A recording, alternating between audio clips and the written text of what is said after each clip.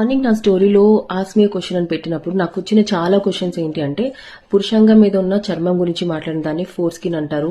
కొంతమందికి four skin అనేది back కి రాదండి. దానికి సొల్యూషన్ ఏంటి?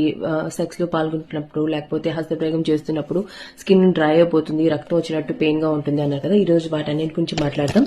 ఫస్ట్ ఆఫ్ ఆల్ ఏంటి అంటే ఈ అంగం పైన ఉన్న చర్మం ఏదైతే ఉంటుందో అది వెనక్కి రాకపోవడం అన్నది ఇప్పటికిప్పుడు వచ్చింది కాదండి. అది మీ బై బర్త్ నుంచి వచ్చిన ప్రాబ్లం అనమాట. వెనక్కి రాకపోతే మీరు సర్జరీ చేయించుకోవాల్సి వస్తుంది. సర్జరీ అంటే పెద్ద సర్జరీస్ ఏముండదు. సుల్తి అంటారు కదా, ముస్లిం చేయించుకుంటారు కదా, అదే సర్జరీ అనమాట.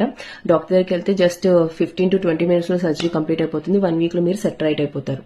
ఇంకొకటి వచ్చేసి హస్తప్రయోగం చేస్తున్నప్పుడు లేదా సెక్స్ లో పాల్గొంటున్నప్పుడు డ్రై అయిపోతుంది అంగం, లేకపోతే చిట్లిపోయినట్టు నొప్పి వస్తుంది అంటే దయచేసి మంచి లూబ్రికెంట్ యూజ్ చేయడం స్టార్ట్ చేయండి. ఈ లూబ్రికెంట్స్ ఏం చేస్తుంది అంటే మీ ఫ్రిక్షన్ ని తగ్గిస్తాయి, మీకు పెయిన్ లేకుండా హ్యాపీగా ఇంటర్కోర్స్ చేస్తున్నట్టు మీకు సహాయపడతాయి. డైలీ రొటీన్ లో మీ అంగం పైన కూడా మాయిశ్చరైజర్ రాయడం స్టార్ట్ చేయండి. మీ స్కిన్ ఎప్పుడైతే డ్రై అయిపోతుందో అప్పుడు మాత్రమే ఇలాంటి సిచ్యువేషన్స్ వస్తాయండి.